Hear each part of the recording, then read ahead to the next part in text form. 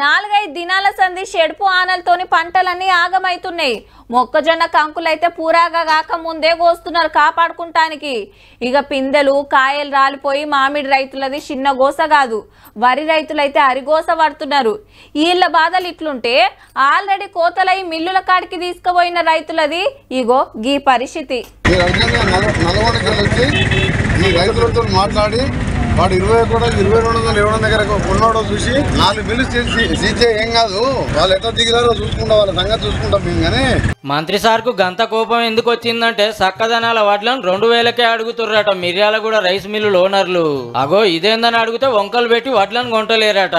ఒక ఊర్లో పండుగ పోయేస్తుంటే రైస్ మిల్లు కాడ రైతుల లొల్లిన వాడు ఆగిండు కోమటిరెడ్డి సారు. సన్నోట్లంచుతా నెరి అగ్వకు అడుగుతుర్రని రైతులంతా బాధపడుతుంటే ఎమ్మటే నల్గొండ చిన్న కలెక్టర్ కు ఫోన్ కలిపిండు అన్నట్టు.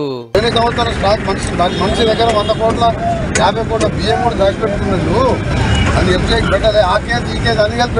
కింటాల్ కు 3000 దాకా రేటు పెట్టాలనేది మంత్రి సారా ఆర్డరు. తక్కువ గంట మిల్లుకు తాళం పెట్టుడేనట. ఈ ముచ్చటి ఇట్లుంటే చెడు పనులు చేయబట్టే చేతికొచ్చే పంటలు తెరలు అవుతున్నాయి. పెట్టుబడుల మీద పడే కథ కాబట్టి అని రైతులు నెత్తికి చేతులు పెట్టిండ్రు. సిరిసిల్ల జిల్లాల పంట నష్టం చూసి ఎకరానికి 10,000 సాయం చేయాలని సర్కారును డిమాండ్ చేసిండు BJP MP Bandi Sanjay sir.